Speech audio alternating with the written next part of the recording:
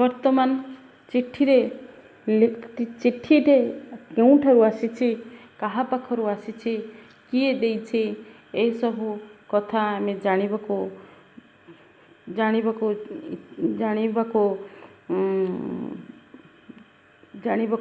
ଚାହିଁବା। ସେ ବ୍ୟକ୍ତି ଜଣକ କିଏ, ତାଙ୍କର ପରିଚୟ କ'ଣ? ସମୟର ଚକତଳେ ଘସରା ହୋଇଯାଇଥିବା ଅସ୍ପଷ୍ଟ ମୂର୍ତ୍ତିଟିଏ ଆଖି ଆଗରେ ସ୍ପଷ୍ଟ ହୋଇ ଉଠୁଛି। ସେହି ବ୍ୟକ୍ତି ଜଣଙ୍କର ଚେହେରା ବର୍ତ୍ତମାନ ସୁଭଦ୍ରା ମନେ ପକାଉଛି। ଚତୁର୍ଥା ମୂର୍ତ୍ତି ଭଳି ନିଦାପିଟା ଶ୍ୟାମଳ ବିଶାଳ ମୂର୍ତ୍ତିଟିଏ। ଅର୍ଥାତ୍ ସେହି ବ୍ୟକ୍ତି ଜଣକ ଶାରୀରିକ କିପରି ଦେଖିବାକୁ, ତାହା ସେ ଏଠାରେ ବର୍ଣ୍ଣନା କରୁଛି। ଚତୁର୍ଥା ମୂର୍ତ୍ତି ଭଳି ନିଦା ପିଟା ଶ୍ୟାମଳ ବିଶାଳ ମୂର୍ତ୍ତିଟିଏ। ଗୋଲ ମୁଣ୍ଡ, ଚକା ହୋଇ ମୁହଁ, ବଡ଼ ବଡ଼ ଗଭୀର ଆଖି, ପୃଥୁଳ ଉଦର ଅର୍ଥାତ୍ ମୋଟା ପେଟ, ଖୁମ୍ବ ଭଳି ମଜବୁତ ଗୋଡ଼, ହାତ କବାଟ ଭଳି ଚଉଡ଼ା ପିଠି, ଖଇର ବୋଳରେ ନାଲି ପଡ଼ିଥିବା ପାନଖିଆ ଓଠ, ସବୁତକ ଏକାଠି ମିଶାଇ ଦେଲେ ସେ ହେବେ ନାରଣ ମାଷ୍ଟ୍ରେ। ଆଖି ବୁଜି ସେହି ରୂପକୁ ମନେ ପକାଇଲେ ଦିଶିବ ଜଗନ୍ନାଥଙ୍କ ରୂପ। ମନରେ ଭୟ ନାହିଁ, ଭକ୍ତି ଭରିଯିବ, ଶ୍ରଦ୍ଧା ଉଛୁଳି ଉଠିବ। ଏଠାରେ ପିଲାମାନେ ତେବେ ବୁଝିବାକୁ ପଡ଼ିବ ଯେ ସୁଭଦ୍ରା ଯେଉଁ ବ୍ୟକ୍ତିଙ୍କ ସମ୍ପର୍କରେ ଏତେ ଉଦ୍ବିଗ୍ନ ଥିଲା, ଏତେ ଭାବୁଥିଲା, ସେ କେହି ନୁହନ୍ତି, ସେ ହେଉଛନ୍ତି ତା'ର ପିଲାବେଳର ଗୁରୁ ନାରଣ ମାଷ୍ଟ୍ରେ, ଯାହାର ଶାରୀରିକ ଗଠନ ଆକାରକୁ ସେ ଜଗନ୍ନାଥଙ୍କର ରୂପ ଦେଇଛନ୍ତି, ଯାହାକୁ ସେ ହୃଦୟର ନିର୍ଭୂତ କୋଠରୀରେ ସ୍ଥାନ ଦେଇଛନ୍ତି। ପଦ୍ମାସନ ପକାଇଲା ଭଳି ଚଉତା ଚକା ପରି ସେ ବସନ୍ତି। ପାଖକିଆ କରି ବାଁ ଜଙ୍ଘ ଉପରେ ସେ ସୁଭଦ୍ରାକୁ ବସାଇ ପାଠ ଆରମ୍ଭ କରିଥିଲେ। ବ୍ରହ୍ମା ବିଷ୍ଣୁ ମହେଶ୍ୱର ଲେଖି ଅକ୍ଷର ଶିଖାଇଥିଲେ। କାହାଣୀ କହୁ କହୁ, ଗେଲ କରୁ କରୁ, କୁତୁକୁତୁ କରି ହସାଇ ନାରଣ ମାଷ୍ଟ୍ରେ ଚଗଲା ପିଲାଙ୍କୁ ପାଠ ପଢ଼ାନ୍ତି। ମଲା କାଉଚିଆ ସାପ ଭଳି ସରୁ ବେତଟିଏ ନିର୍ଜୀବ ହୋଇ ପଡ଼ିଥାଏ, ଦୂରେଇ କରି କେବେ ଦରକାରରେ ଆସେ ନାହିଁ। ପିଲାଏ ନାରଣ ମାଷ୍ଟ୍ରଙ୍କୁ ଭୟ କରନ୍ତି ନାହିଁ, ଭଲ ପାଆନ୍ତି, ଅବଜ୍ଞା କରନ୍ତି ନାହିଁ, ସମ୍ମାନ କରନ୍ତି। ଅର୍ଥାତ୍ ସୁଭଦ୍ରାର ଏହି ବ୍ୟକ୍ତି ଜଣଙ୍କ ସାଙ୍ଗରେ ସମ୍ପର୍କ ଗୁରୁ ଶିଷ୍ୟର ସମ୍ପର୍କ, ଯେଉଁ ସମ୍ପର୍କ ଦୀର୍ଘ ଦିନର ଧରି, ଯାହା ପାଇଁ ସୁଭଦ୍ରା ଅଛି ଜଣେ ଅଧ୍ୟାପକା, ଯାହା ପାଇଁ ସେ ତା'ର ସାମାଜିକ ପ୍ରତିଷ୍ଠା, ସାମାଜିକ ସ୍ଥିତି ସବୁକିଛି ସେ ଲାଭ କରିଛି। ସେଇ ନାରଣ ମାଷ୍ଟ୍ରେ ଯିଏକି ତା ଘର ଦୁଆରୁ ଚାରି ଥର ଫେରି ଯାଇଛନ୍ତି, ସେ କିପରି ତାକୁ ପିଲାବେଳେ ପାଠ ପଢ଼ାନ୍ତି, ତାହା ସେ ଏଠାରେ ଉଲ୍ଲେଖ କରିଛନ୍ତି। ପାଖିକିଆ କରି ବାଁ ଜଙ୍ଘ ଉପରେ ସେ ସୁଭଦ୍ରାକୁ ବସାଇ ପାଠ ଆରମ୍ଭ କରିଥିଲେ। ବ୍ରହ୍ମା ବିଷ୍ଣୁ ମହେଶ୍ୱର ଲେଖି ଅକ୍ଷର ଶିଖାଇଥିଲେ। ଆଉ ସେ ଜଣେ ମନସ୍ତାତ୍ତ୍ୱିକ ଶିକ୍ଷକ ଥିଲେ। ପିଲାମାନଙ୍କର ମନସ୍ତତ୍ୱକୁ ବୁଝି ସେ ପାଠ ପଢ଼ାଉଥିଲେ। କେଉଁ ପିଲା ଗଳ୍ପକୁ ଭଲ ପାଏ, ଆଉ ସେ ଗଳ୍ପକୁ ପଢ଼ାନ୍ତି। କାହାକୁ କିଏ ସ୍ନେହ ଆଦରର ପ୍ରାର୍ଥୀ, ତାକୁ ସ୍ନେହ ଆଦର କରି, ଗେଲ କରି ସେ କରିବେ, ଆଉ କୁତୁକୁତୁ କରି ସେ ହସାଇ ପିଲାମାନଙ୍କୁ ପାଠ ପଢ଼ାନ୍ତି। ଚଗଲା ପିଲାମାନଙ୍କ ପାଇଁ ସେ ଏକ ସରୁ କାଉଚିଆ ସାପ ପରି ପଡ଼ିଥିବା ଗୋଟିଏ ବେତକୁ ରଖିଥାନ୍ତି, ଯାହାକି ଦୂରେଇ କରି ପଡ଼ିଥାଏ। ତାଙ୍କୁ ସେ କେବେ ତାଙ୍କର ଦରକାରରେ ଆସେ ନାହିଁ। ପିଲାମାନେ ନାରଣ ମାଷ୍ଟ୍ରଙ୍କୁ କେବେ ଭୟ କରନ୍ତି ନାହିଁ, ଭଲ ପାଆନ୍ତି, ଅବଜ୍ଞା କରନ୍ତି ନାହିଁ, ସମ୍ମାନ କରନ୍ତି। ସ୍କୁଲ ରେଜିଷ୍ଟର ନାଁ ଲେଖା ହେଲା ବେଳେ ସୁଭଦ୍ରାର ନାଁ ଥିଲା ଶୁଭଲକ୍ଷ୍ମୀ। ନାରଣ ମାଷ୍ଟ୍ରେ ତାହାକୁ ପରିବର୍ତ୍ତନ କରିଥିଲେ। ଶୁଭଲକ୍ଷ୍ମୀ ପରିବର୍ତ୍ତେ ସେ ରଖିଥିଲେ ସୁଭଦ୍ରା। ଆଉ ଏହି ନାମଟିର ସେ ବ୍ୟାଖ୍ୟା କରିଥିଲେ। ଆମ ତିନି ଠାକୁରଙ୍କ ନାମ ଜଗନ୍ନାଥ, ବଳଭଦ୍ର, ସୁଭଦ୍ରା, ତିନି ଅକ୍ଷର ଶୁଭ। ସୁଭଦ୍ରା ଖାଲି ଲକ୍ଷ୍ମୀ ହେବ ନାହିଁ, ସରସ୍ୱତୀ ବି ହେବ। ସମସ୍ତଙ୍କ ପାଇଁ ସେ ଶୁଭଦାୟିନୀ ହେବ। ବାପା ଖୁସି ହୋଇଥିଲେ। ସେଇଦିନୁ ସେ ହେଲା ଶୁଭଲକ୍ଷ୍ମୀ ପରିବର୍ତ୍ତେ ସୁଭଦ୍ରା। ଏଠାରେ ପିଲାମାନେ ସୁଭଦ୍ରାର ପ୍ରଥମ ନାମ କ'ଣ ଥିଲା? ସୁଭଦ୍ରାର ପ୍ରଥମ ନାମ ଶୁଭଲକ୍ଷ୍ମୀ ଥିଲା। ନାରଣ ମାଷ୍ଟ୍ରେ ଏହାକୁ ସ୍କୁଲ ରେଜିଷ୍ଟରରେ ଶୁଭଲକ୍ଷ୍ମୀ ପରିବର୍ତ୍ତେ ସୁଭଦ୍ରା ରଖିଥିଲେ। ଯେଉଁ ନାମକରଣର ସେ ସାର୍ଥକତା ଦର୍ଶାଇଛନ୍ତି ଯେ ତିନି ଠାକୁର ଯଥା ଜଗନ୍ନାଥ, ବଳଭଦ୍ର, ସୁଭଦ୍ରା ଏଇ ତିନି ଅକ୍ଷର ହେଲେ ଶୁଭ। ଆଉ ସୁଭଦ୍ରା କେବଳ ଲକ୍ଷ୍ମୀ ହେବ ନାହିଁ, ସେ ସରସ୍ୱତୀ ବି ହେବ, ଆଉ ସେ ସମସ୍ତଙ୍କ ପାଇଁ ଶୁଭଦାୟିନୀ ହେବ। ସୁଭଦ୍ରାର ବାପା ଏହା ଶୁଣି ଖୁସି ହୋଇଯାଇଥିଲେ। ସେହିଦିନୁ ସେ ହେଲା ଶୁଭଲକ୍ଷ୍ମୀ ପରିବର୍ତ୍ତେ ସୁଭଦ୍ରା। ବଡ଼ ହେଲା ପରେ ଶୁଭଲକ୍ଷ୍ମୀ ଅପେକ୍ଷା ସୁଭଦ୍ରା ନାଁଟି ତାକୁ ଭଲ ଲାଗିଥିଲା। ସ୍କୁଲ ଖାତାରେ ନାଁ ଲେଖା ହେଲାବେଳେ ଜାତକରେ ଲେଖାଥିବା ଅଧିକାଂଶ ନାଁ ନାରାୟଣ ମାଷ୍ଟରଙ୍କ କଲମରେ ବଦଳିଯାଏ। ବଡ଼ ହେବା ପରେ ସେହି ନାଁଟି ସବୁ ପିଲାଙ୍କୁ ଭଲ ଲାଗେ, ଯେମିତି ଭଲ ଲାଗନ୍ତି ନାରାୟଣ ମାଷ୍ଟ୍ରେ ଅନ୍ୟ ମାଷ୍ଟରଙ୍କଠାରୁ। ନାରାୟଣ ମାଷ୍ଟ୍ରେ ଥିଲେ ସ୍ୱତନ୍ତ୍ର, ଆଉ ଏହି ସ୍ୱତନ୍ତ୍ରତାକୁ ସେ ତାଙ୍କ ଜୀବନ ସାରା ବଜାୟ ରଖିଥିଲେ, ଯେଉଁଥିପାଇଁ ସେ ସମସ୍ତଙ୍କ ଦ୍ୱାରା ସମ୍ମାନିତ ଓ ଆଦୃତ ହେଉଥିଲେ। ସୁଭଦ୍ରା ବାପାଙ୍କର ଥିଲା ଗେହ୍ଲା ଝିଅ। ଆଦର ସୋହାଗ ନ ମିଳିଲେ ସେ କାହାରି ବଶ ହେବା ନୁହେଁ। ବୋଉ ଯଦି କେବେ ରାଗରେ ଗୋଟାଏ ମାଡ଼ ଦେଇଥିବ, ବାପା ଘରକୁ ଆସିବା ଯାଏ ଲହରେଇ ଲହରେଇ କୋହଟାକୁ ଲମ୍ବେଇ ରଖିଥିବ ସୁଭଦ୍ରା। ବାପାଙ୍କୁ ଦେଖିଲେ କଞ୍ଚା ଅମୃତଭଣ୍ଡାର ଟେକାମାଡ଼ ବାଜିଲା ଭଳି ଶୁଖିଯାଇଥିବା ଲୁହଧାର ପୁଣି ଥରେ ଝରଝର ହୋଇ ଝରିଯିବ। ଭୁଲି ହୋଇଯାଇଥିବା ମାଡ଼ର କଷ୍ଟଟା ଲଙ୍କାମରିଚ ବାଟିଥିବା ହାତ ପରି ପୁଣି ଥରେ ରୁଗ୍ ରୁଗ୍ ହୋଇ ପଡ଼ିଉଠିବ। ବାପା ତା'ର ପିଠି ଆଉଁସି ଦେବେ। ବିନା କାରଣରେ ସୁନା ଝିଅଟାକୁ କାହିଁକି ମାଡ଼ ଗାଳି ଦିଅ ବୋଲି ବୋଉ ଉପରେ ଟିକିଏ କୃତ୍ରିମ ରୋଷ ପ୍ରକାଶ କରିବେ। ବାସ୍ ସୁଭଦ୍ରା ନିଆଁରେ ପାଣି ପଡ଼ିଲା ପରି ଥପ୍ ଥପ୍ କରି କାନ୍ଦ ବନ୍ଦ କରିଦେବ। ଓଠରେ ହସର ବିଜୁଳି ଖେଳାଇ ବୋଉ କାନିରେ ମୁହଁ ଲୁଚାଇବ। କହିବ, ବୋଉ, ବାପା ତୋତେ ମିଛଟାରେ ଗାଳି ଦିଅନ୍ତି କାହିଁକି ଯେ ତୁ ଜମାରୁ ମନ ଦୁଃଖ କରିବୁନି। ମୋ ସୁନା ବୋଉଟା ପରା।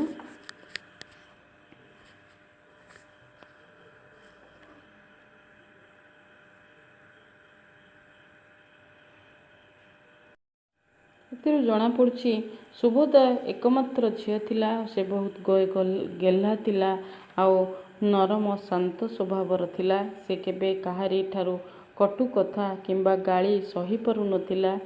ଯଦି ବୋଉ ତାକୁ ଟିକେ ଗାଳି ଦେଉଥିଲା, ସେ ତାକୁ ମନେ ପକାଇ ପକାଇ କାନ୍ଦୁଥିଲା, ଲହରେଇ ଲହରେଇ କାନ୍ଦୁଥିଲା।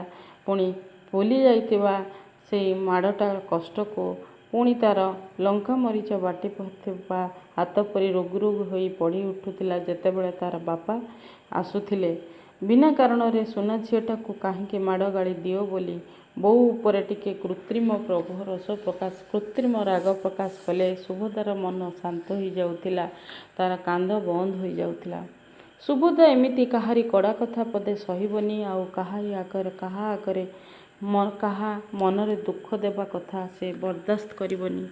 ରଙ୍ଗଣୀ ଫୁଲ ଭଳି ଲୋହୁଣୀ ମନଟିଏ ଛୁଇଁଦେଲେ ଦାଗ ବଢ଼ିଯାଏ। ଅର୍ଥାତ୍ ସୁଭଦ୍ରା ଅତି କୋମଳ ସ୍ୱଭାବର ଥିଲା, ଯାହାକି ସେ କେବେ କାହାରି କଥା ସହିପାରୁନଥିଲା କିମ୍ବା କାହା ମନରେ ମଧ୍ୟ କିଛି କଷ୍ଟ ଦେଉନଥିଲା।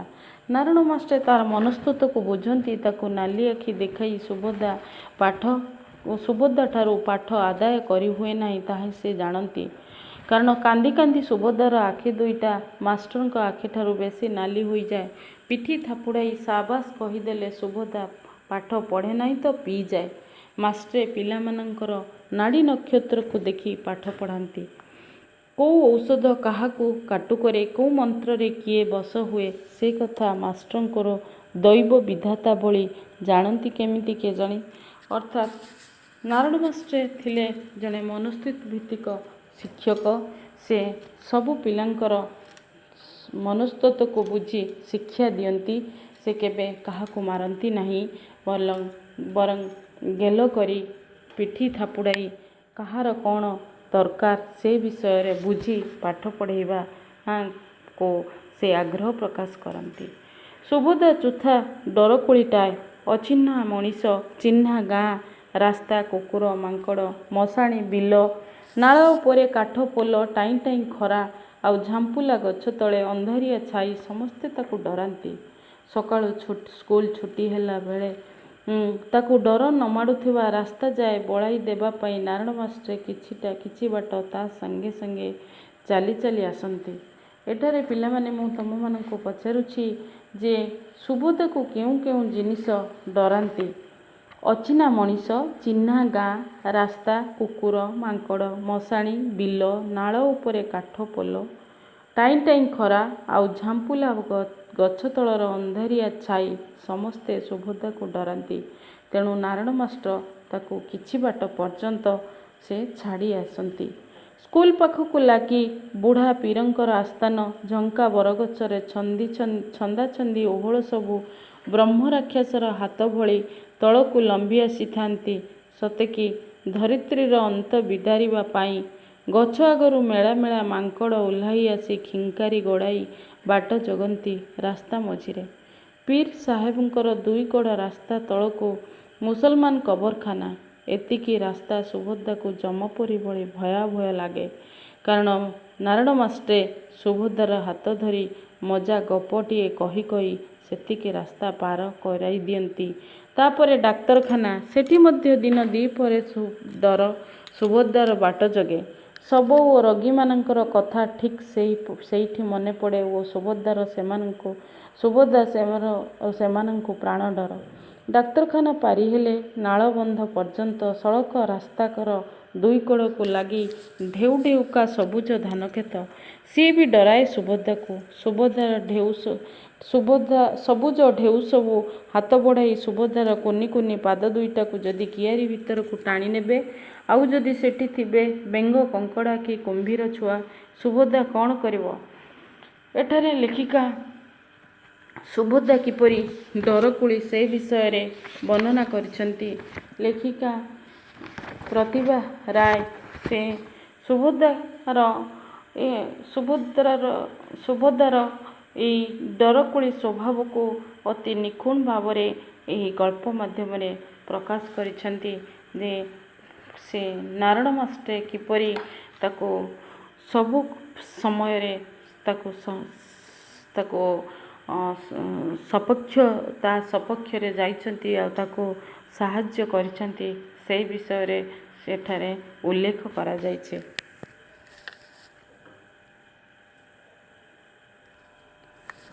ଯେତେବେଳେ ନାଳବନ୍ଧ ଉପରକୁ ଉଠିଯାଏ, ସୁଭଦ୍ରାର ସାହସ ଫେରିଯାଏ। କାଠପୋଲ ସେପଟେ ଗାଁର ସେତେବେଳକାର ଛୋଟ ବଜାରଟି ବୁଢ଼ୀମାର କୋଳ ପରି ଭାରି ନିର୍ଭୟ ଲାଗେ। ଅର୍ଥାତ୍ ସେଇ ବଜାରଟି ଲୋକାରଣ୍ୟ ଥାଏ। ତେଣୁ ସୁଭଦ୍ରାର ଭୟ ସେଠାରେ ଦୂର ହୋଇଯାଏ। ସେଇ ବଜାରଟି ପାର ହେଲେ ତ ପୁଣି ଯାଇ ସେଇ ବଜାରଟି ମାତ୍ର ପୋଲ ପାରି ହେଲେ ତ ବଜାର ଯାଇ ଆସିବ। ନାରାୟଣ ମାଷ୍ଟ୍ର ହାତ ଧରି ଧରି ଦଦରା ପୋଲଟି ପାରି କରି ଦିଅନ୍ତି। ପୋଲ ପାରି ହେଲେ ସୁଭଦ୍ରା କହେ, ମାଷ୍ଟ୍ରେ ମୁଁ ଏଥର ଚାଲିଯିବି, ଘର ଦିଶିଲାଣି, ଆଉ ଡର ନାହିଁ। ନାରାୟଣ ମାଷ୍ଟ୍ରେ ସେମିତି ଚାଲୁ ଚାଲୁ ମୁଣ୍ଡ ମାଡ଼ି କହନ୍ତି, ଚାହୁଁ ବଜାରଟା ପାର କରାଇ ଦିଏ। ଗାଡ଼ି ମଟର ଦିନକୁ 3 ଥର ଯା ଆସ କରୁଛି ତ କାଳେ ଗୋଟାଏ ଆସିଯିବ ଅବିକା। ନାରାୟଣ ମାଷ୍ଟ୍ରଙ୍କର ସେଇ ସ୍ନେହ ମମତାକୁ ସୁଭଦ୍ରା ଗୋଟି ଗୋଟି କରି ମନେ ପକାଉଛି। ଯିଏକି ତା ଘର ଦୁଆରୁ 4 ଥର ଫେରିଯାଇଛନ୍ତି। ସେଇ ଅପରନ୍ୟ ମମତା ବନ୍ଧନରେ ସେ ବାନ୍ଧି ହୋଇଯାଇଛି। କିନ୍ତୁ ତାର ପିଲାମାନେ ତାଙ୍କୁ ତାର ଦେହରକ୍ଷୀ ଓ କର୍ମଚାରୀମାନଙ୍କଠାରୁ ସେ ତା ଦୁଆରୁ 4 ଥର ଫେରିଯାଇଛନ୍ତି। ଏସବୁ କଥା ଭାବିଲା ବେଳକୁ ସୁଭଦ୍ରାର ଯନ୍ତ୍ରଣାରେ ତାର ହୃଦୟ ଛଟପଟ ହେଉଛି। ସୁଭଦ୍ରା ଜାଣେ, ନାରାୟଣ ମାଷ୍ଟ୍ର ବି ଜାଣନ୍ତି, ଦିନକୁ 3 ଥର ମାତ୍ର ଯା ଆସ କରୁଥିବା ମଟର ସେ ସମୟରେ ହଠାତ୍ କିନି ଆସେ ନାହିଁ କି ଯାଏ ନାହିଁ। ତାର ଗୋଟାଏ ନିର୍ଦ୍ଦିଷ୍ଟ ବେଳ ଅଛି। ତଥାପି ନାରାୟଣ ମାଷ୍ଟ୍ରେ ତା ସାଙ୍ଗେ ବଜାର ପାରି ହେବା ପର୍ଯ୍ୟନ୍ତ ଆସନ୍ତି। ସୁଭଦ୍ରାଙ୍କ ଘର ଚାରିପଟେ ବୁଲିଥିବା ବିରାଟ ହତାଟା ବଜାର ଶେଷକୁ ଲାଗିଛି। ସେଇଠି ଫାଟକ ପାଖରେ ଠିଆ ହୁଅନ୍ତି ନାରାୟଣ ମାଷ୍ଟ୍ରେ। କହନ୍ତି, ଯା ଏଥର ଚାଲିଯା। ଫାଟକ ପାଖରୁ ଘର ପର୍ଯ୍ୟନ୍ତ ସଳଖ ରାସ୍ତାରେ ସୁଭଦ୍ରା ଏଥର ଗୋଟିଏ ଗୋଟିଏ ଚାଲେ। ତାର ଇଚ୍ଛା ହୁଏ ସେ ମାଷ୍ଟ୍ରଙ୍କୁ ଘର ପର୍ଯ୍ୟନ୍ତ ଡାକନ୍ତା, ଆଉ ତା ବୋଉ ମାଷ୍ଟ୍ରଙ୍କୁ ଦହି ସରବତ ଦିଅନ୍ତା, ନହେଲେ ବାଧ୍ୟ କରି ଖାଇବାକୁ ଦେଇ ଛାଡ଼ନ୍ତା। କିନ୍ତୁ ସେ ଜାଣେ ନାରାୟଣ ମାଷ୍ଟ୍ରେ ଗାଧୋଇବେ, ଠାକୁର ପୂଜା କରିବେ, ତେବେ ଯାଇ ଖାଇବେ। ସକାଳୁ ଅଗାଧୁଆ ଚା ପାନ ଛଡ଼ା ସେ ଆଉ କିଛି ଖାଆନ୍ତି ନାହିଁ।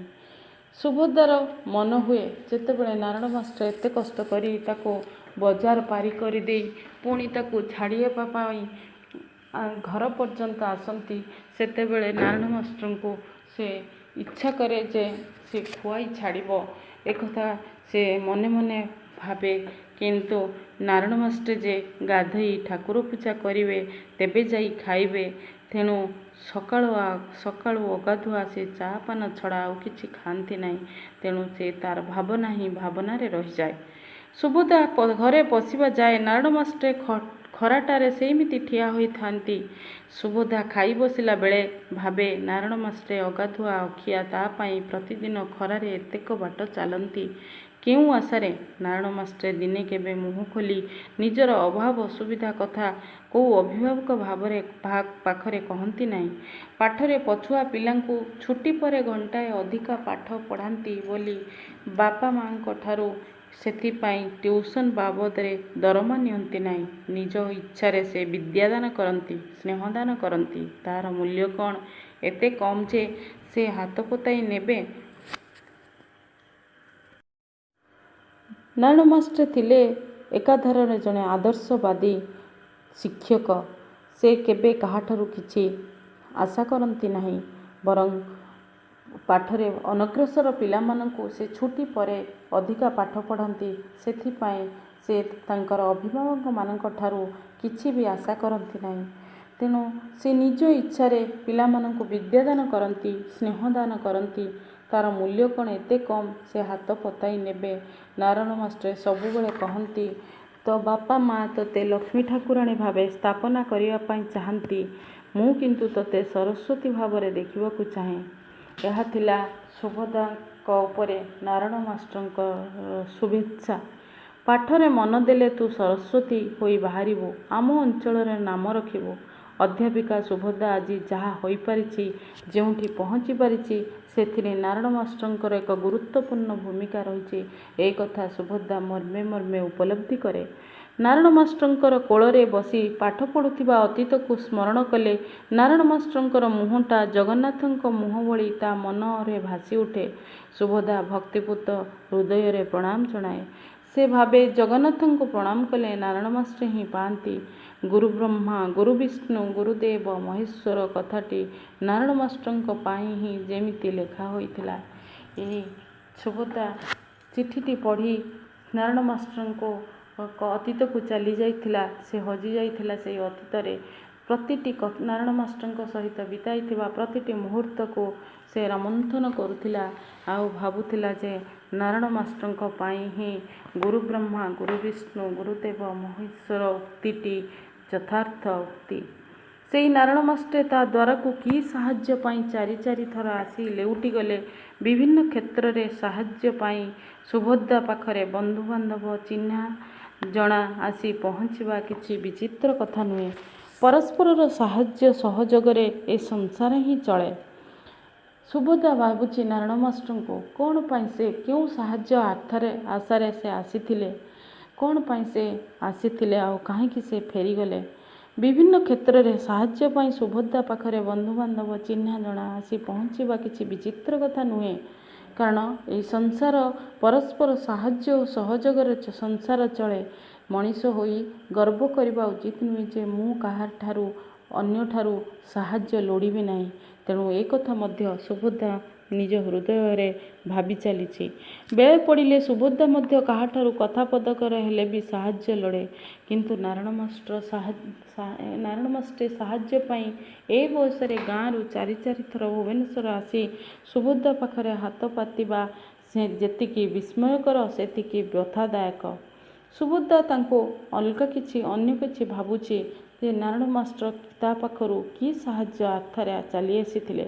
ବୋଧହୁଏ ଅଭାବରୁ ସ୍ୱଭାବ ନଷ୍ଟ କଥା ସତ। ନାରଣ ମାଷ୍ଟ୍ରେ ବୃଦ୍ଧ, କିନ୍ତୁ ବହୁଦିନରୁ ଉପାର୍ଜନହୀନ। ପୁଅ ଅପଦାର୍ଥ, ବେକାର।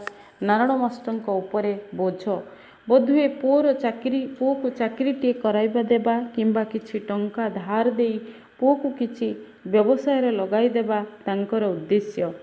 ନିଜର ଶକ୍ତି ସାମର୍ଥ୍ୟ ଭିତରର କଥା ହେଲେ ଏ ପ୍ରକାର ସାହାଯ୍ୟ ଅଳ୍ପ ବହୁତ କରିଛି ସୁଭଦ୍ରା।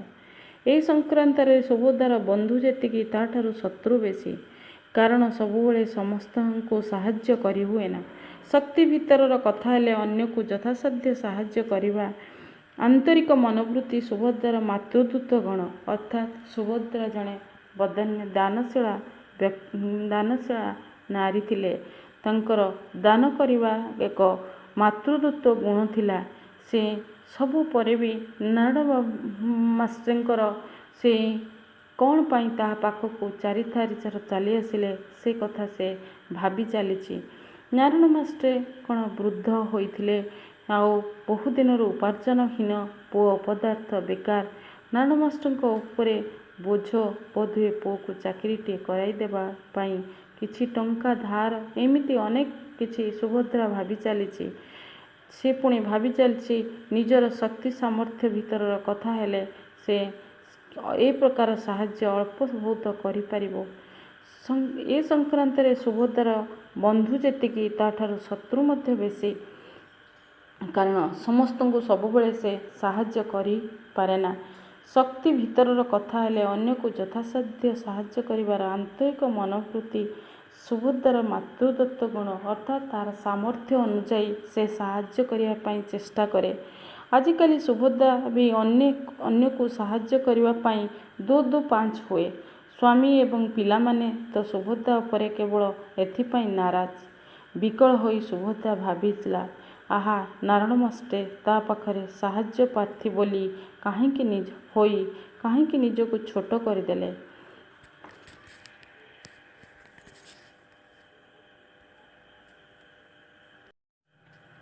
ଆଜିକାଲି କେହି ସାହାଯ୍ୟ ପାଇଁ ଘରକୁ ଆସିଲେ ସମସ୍ତଙ୍କର, ଏପରିକି ସୁଭଦ୍ରାର ମଧ୍ୟ ତା ପ୍ରତି ମନ ଊଣା ହୋଇଯାଏ।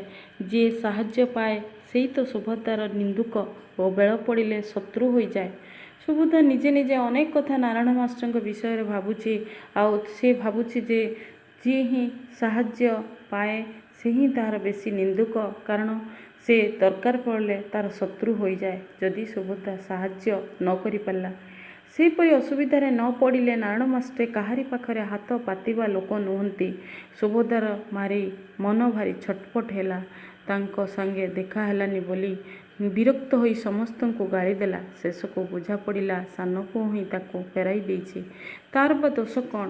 ପୁଣି ତାକୁ ସେ ମନକୁ ପଛକୁ ଆଣି ଭାବିଲା, ସେଇଦିନ ସୁଭଦ୍ରା ଗାଧୁଆ ଘରେ ପାଣି ପାଇପ୍ ଖୋଲିଛି ତ। ସାନ ପୁଅ କବାଟ ବାଡ଼େଇ ଡାକିଲା, ମା, କିଏ ଜଣେ ଖୋଜୁଛି।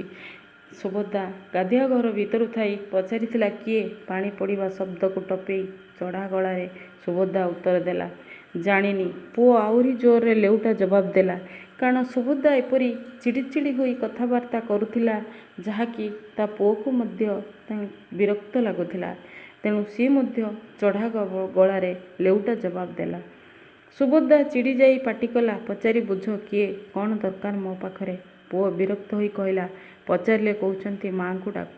ତୁ ପିଲା ଲୋକ, ମୁଁ କିଏ ବୋଲି କ'ଣ ବୁଝିବୁ? ନାରାୟଣ ମାଷ୍ଟ୍ର ତାଙ୍କୁ ଏଇଭଳି କହିଥିଲେ ଯେ ସେ ପିଲା ଲୋକ, ସେ ତାଙ୍କ ବିଷୟରେ କହିଲେ ସେ କ'ଣ ବୁଝିବ? ସୁଭଦ୍ରା ମୁହଁରେ ସାବୁନ ଲଗାଉ ଲଗାଉ ଆଖିରେ ସାବୁନ ପଶିଗଲା। ଆଖି ଯେତିକି ପୋଡ଼ି ଉଠିଲା, ସୁଭଦ୍ରା ସେତିକି ଚିଡ଼ି ଉଠି ଭାବିଲା, ସକାଳୁ ସକାଳୁ ନିଶ୍ଚୟ ହିତଶତ୍ରୁ କେହି ପହଞ୍ଚିଗଲେଣି। ଏମିତି ଉତ୍ତର ତ ସେଇମାନେ ହିଁ ଦିଅନ୍ତି। ସୁଭଦ୍ରା ଯେତେ କିଛି ନାସ୍ତିମୂଳକ ଚିନ୍ତାଧାରା ତା ମନ ଭିତରେ ପ୍ରବେଶ କଲା। ସୁଭଦ୍ରା ଭିତରୁ ଥାଇ ପଚାରିଲା, କ'ଣ ଜଣେ ଭଦ୍ରଲୋକ? ନା, ଏମିତି ଇଆଡ଼ୁ ସିଆଡ଼ୁ ଲୋକ ହୋଇଥିବେ। ଭଦ୍ରଲୋକ ଆଦୌ ନୁହେଁ, ପୁଅ ସାଙ୍ଗେ ସାଙ୍ଗେ ଉତ୍ତର ଦେଲା। ସୁଭଦ୍ରା ଏଥର ବିରକ୍ତିରେ ଚିଲେଇ ଉଠିଲା, ତେବେ ତ ସିଧା କହିଦେବୁ, ମା ଗାଧୁଆ ଘରେ ଡେରି ହେବ, ପରେ ଆସନ୍ତୁ। ମୋତେ ବିରକ୍ତ କରୁଛୁ କାହିଁକି? ମଣିଷ ଛୁଟି ଦିନରେ ଟିକେ ଗାଧୋଇ ବି ପାରିବନି? ଥରେ ତ କହିଛି, ଯଦି ଭଦ୍ରଲୋକ ତେବେ ଡ୍ରଇଂ ରୁମ୍ରେ ବସାଅ, ନାହିଁ ତ ଗେଟ୍ ପାଖରୁ ବିଦା କରିଦିଅ। ସୁଭଦ୍ରା ଜୋରରେ ପାଣି ପାଇପ୍ ଖୋଲିଦେଲା ଓ ମୁଣ୍ଡଟାକୁ ଥଣ୍ଡା କରିବା ପର୍ଯ୍ୟନ୍ତ ମୁଣ୍ଡ ଧୋଇଲା। ସାନ ପୁଅ ଗେଟ୍ ବାହାରୁ ବୁଢ଼ାଟାକୁ ଘଉଡ଼ାଉଥିଲା। ଏହି ଥିଲା ନାରାୟଣ ମାଷ୍ଟ୍ରେ ଗତ ବୁଧବାର ଦିନ ଯେଉଁ ଆସିଥିଲେ, ସେ ଏଇ କାରଣରୁ ହିଁ ସୁଭଦ୍ରା ସହିତ ସାକ୍ଷାତ ନ କରି ଫେରି ଯାଇଥିଲେ। କାରଣ ସେଥିପାଇଁ ସୁଭଦ୍ରା ନିଜେ ହିଁ ଦାୟୀ ଥିଲା।